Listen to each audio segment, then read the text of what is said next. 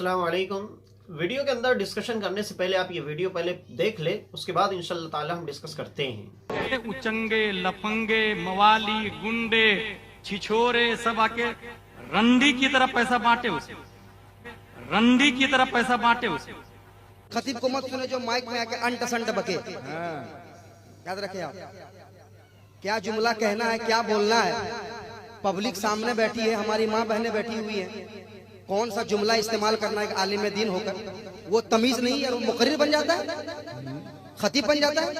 इतनी अकल नहीं है कि कौन सा जुमला इस्तेमाल कहाँ करेंगे। ये इस्लाह करने का तरीका है। वाह वाह वाह वाह वाह वाह वाह वाह, बताइए। क्या रंग में आज भाई। सही बता रहा हूँ। सरकार आला हजरत सरकार मुफ्ती आजम हिंद मेरे मुजाहिद मिल्लत ने क्या ही बताया इस्लाह करने का तरीका। क्या कहने भाई कि तुम्हारे हाथ में अगर माइक आ जाए तुम अंट संट गाली बको माइक पे आके।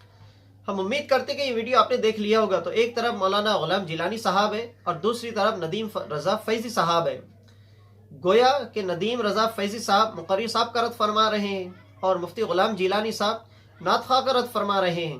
लेकिन दोनों का ये मामला है कि दोनों लैंग्वेज इस तरीके की यूज़ कर रहे हैं जो लैंग्वेज स्टेज के ऊपर यूज़ नहीं होनी चाहिए। इससे म्यार गिरता है और आपके मुंह से निकलने वाले जो अल्फाज है, आप इस तरीके के अल्फाज इस्तेमाल करेंगे तो आपके जो फॉलोअर्स है अब वो किस तरीके के अल्फाज इस्तेमाल करेंगे और आप दोनों के जो फॉलोअर्स है वो एक दूसरे को कितनी नंगी नंगी गालियां देंगे ये भी हम बता नहीं सकते हैं। और ये होता चला आ रहा है आज तक। जब से हमने होश संभाला है अहले सुन्नत व जमात के स्टेज से हमने फायदा कम नुकसान ज्यादा देखा है। इस तरीके के स्टेजेस सजते हैं, एक मुकर्रिर दूसरे मुकर्रिर के खिलाफ बोलता है, एक नातखा दूसरे नातखा के खिलाफ बोलता है, एक नकीब दूसरे नकीब के खिलाफ बोलता है और ये सिलसिला चलता रहता है और उनके जो फॉलोअर्स है वो एक दूसरे को गालियां देते रहते हैं। अब ये नफरतों का सिलसिला कब तक चलता रहेगा, ये कब खत्म होने वाला है, कुछ बता नहीं सकते हैं। अभी चंद दिन पहले ये मामला गुजरा था नेपाल का दस्तारबंदी का। हमने उसके ऊपर भी एक वीडियो बनाया था और उलमा अहले सुन्नत से हमने गुजारिश की थी। खैर आपने उस स्टेज की हालत देखी होगी कि हाथ में शायर साहब ने कुरान शरीफ लाया था, अनबन हुई और लात बुक्के घुसे वगैरह चलने लगे। कुरान शरीफ की भी बेहुरमती का सबब हम बने, लेकिन उसके ऊपर ना रिपोर्टिंग की गई, ना उसकी नोटिस ली गई, ना उसके ऊपर किसी किस्म की कोई कार्रवाई की गई। अभी वो एक चीज खत्म नहीं हुई थी तो अभी दूसरी चीज शुरू हो गई। अब मसलक अहले सुन्नत को मामला ये हो चुका है, अब कोई कुरान नहीं, कोई हदीस नहीं, कोई रिवायत नहीं, कोई इस्लामिक लिटरेचर के ऊपर गुफ्तगू नहीं होगी। बस एक दूसरे के खिलाफ हम स्टेज सजाएंगे, एक दूसरे को गालियां देंगे, एक दूसरे की इज्जत को नीलाम करेंगे, एक दूसरे की धज्जियां उड़ाएंगे और इनके फॉलोअर्स उनके फॉलोअर्स को गालियां देंगे, उनके फॉलोअर्स इनके फॉलोअर्स को गालियां देते रहेंगे और ये सिलसिला चलता रहेगा।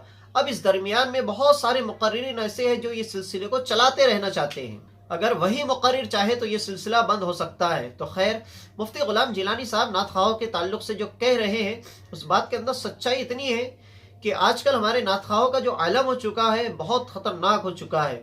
बहुत सारे शायर इल्ला माशाल्लाह जो आलिम दीन हैं, जो अच्छी शायरी करते हैं, जो सरकार सल्लल्लाहु अलैहि वसल्लम की शान के ताल्लुक से लिखते हैं, मनक़बतें लिखते हैं, हुजूर आला हज़रत अलैहि रहमा के बताए हुए क़वाइद और क़वानीन के रोशनी के अंदर वो नात शरीफ लिखते हैं, गुनगुनाते हैं। तो इस किस्म के जो शायर इल्ला माशाल्लाह वो तो काबिल तारीफ़ है, काबिल एहतराम है, उनका एहतराम करना चाहिए। लेकिन इनके अलावा जो शोरा है, जो आलिम दीन नहीं है, वो नात शरीफ लिखने के फ़न को नहीं जानते हैं, ऐसे ऐसे शायर जब स्टेज के ऊपर चढ़ते हैं तो बहुत सारी ऐसी गलतियां करते हैं जो शरण गिरफ्त वाली होती है। अब उलमा इकराम उसके ऊपर गिरफ्त करते हैं तो वो चिढ़ जाते हैं और जब वो चिढ़ जाते हैं तो उनको ऐसा लगता है कि हम तो दुनिया के अंदर पहचाने जाते जाने जाते, वो उलमा इकराम का रद्द करना शुरू कर देते हैं। और बहुत सारे नात ख्वाह तो ऐसे हो चुके हैं जो अपने चेहरे के ऊपर दाढ़ी भी नहीं रखते हैं और फिर वो इश्क़ रसूल की बात करने के लिए स्टेज के ऊपर चढ़ते हैं और घंटा घंटा, डेढ़ डेढ़, दो दो घंटा, कभी कभी रात भर इश्क़ रसूल में डूबने की नौटंकी करके लोगों को नात शरीफ सुनाते हैं और कहते हैं कि बहुत ज्यादा माशिक रसूल है और उनके दिलों के अंदर हुजूर सल्लल्लाहु अलैहि वसल्लम की मोहब्बत का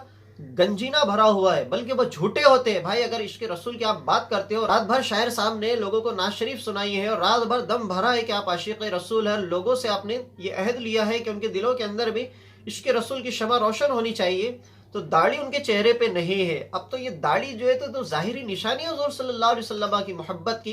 अहले सुन्नत के बासलाहियत आलिम दीन इस तरीके के जो शायर होते हैं, जो झूठे होते हैं, वो स्टेज के ऊपर कुछ और होते हैं, अपनी पर्सनल लाइफ के अंदर वो कुछ और होते हैं। तो उलमा इकराम ऐसे शायरों के मुतालिक कहते हैं कि ऐसे शायर कहीं हमारे अहले सुन्नत को बदनाम ना करे, अहले सुन्नत व जमात की बर्बादी का सबब ना बने, इसलिए हमारे उलमा इकराम उनके ऊपर एक्शन लेते हैं और लेना भी चाहिए। इससे पहले एक वीडियो क्लिप मैंने छोटी सी देखा था, मुफ्ती अकमल साहब है पाकिस्तान के, वो भी नातखाओं के ऊपर एक्शन लेते रहते, एतराज़ात करते रहते। ऐसे नातखा जिनका दीन से कोई लेना देना नहीं, जो वक्तिया तौर पे ड्रामाबाजी करते हैं और अपने आप को आशिक रसूल साबित करने के लिए, लोगों के जेब से पैसा निकालने के लिए नौटंकीबाजी करते रहते हैं, ऐसे शायरों के ऊपर उलमा इकराम एक्शन लेते हैं, एतराज करते हैं। मुफ्ती अकमल साहब कहते हैं कि एक मरतबा मैं किसी कंट्री के अंदर गया तो वहां पे मजलिस थी, इज्तिमा था। कोई शायर साहब थे जो उनसे पहले नात वगैरह पढ़ के फारिग हो गए थे, चले गए थे। मुफ्ती साहब जब बयान करके निकले तो बयान करने के बाद जिस हॉल के अंदर प्रोग्राम रखा हुआ था वहां से जब निकल रहे थे तो मुफ्ती साहब बयान करते, मुफ्ती अकमल साहब ये बयान करते हैं कि दो सेठ आपस में गुफ्तगू कर रहे थे और वो ये कह रहे थे कि कैसा नात ख्वाह है, मुझसे उम्र का टिकट मांग रहा है। और जब मुफ्ती साहब ने ये चीज सुनी तो मुफ्ती साहब से रह नहीं गया, अपने बयान के अंदर उन्होंने जिक्र किया। मुफ्ती साहब का कहने का ये मतलब है कि हमारे जो शायर है वो भिखारी बन चुके हैं और अपने वकार को जाहिल करने पे तुले हुए हैं, और सेठ लोगों से वो पुर उम्मीद है कि उनको उम्रे का टिकट देंगे और उसके बाद वो उम्रा करने के लिए जाएंगे। तो जो शायर है भाई, तुम अल्लाह और उसके रसूल सल्लल्लाहु अलैहि वसल्लम की शान सुनाने के लिए आए थे, हुजूर सल्लल्लाहु अलैहि वसल्लम की मोहब्बत का दर्स देने के लिए आए थे। आखिर आप जानते हैं वो शायर का इस तरीके से उम्रे का टिकट सेठ से मांगने से मुराद क्या है?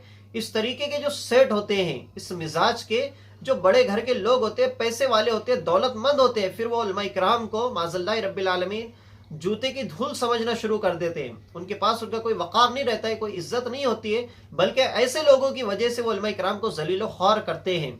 तो शायर इस तरीके की हरकत बहुत ज्यादा कर रहे हैं, तो शायरों के ऊपर बिल्कुल ब्रेक लगना चाहिए और इस तरीके के जो नात ख्वाह हैं इनके ऊपर बिल्कुल मुकम्मल तौर से बैन लग जाना चाहिए। तो खैर, इस तरीके के हालात के ऊपर कंट्रोल होना चाहिए। आज की इस वीडियो के अंदर इतना ही। हम उम्मीद करते हैं कि ये वीडियो आपको पसंद आया होगा, तो हमारे चैनल को सब्सक्राइब करें, लाइक करें और हमारे इस वीडियो को ज्यादा से ज्यादा शेयर करें। मिलते हैं नेक्स्ट वीडियो के अंदर। अस्सलाम वालेकुम।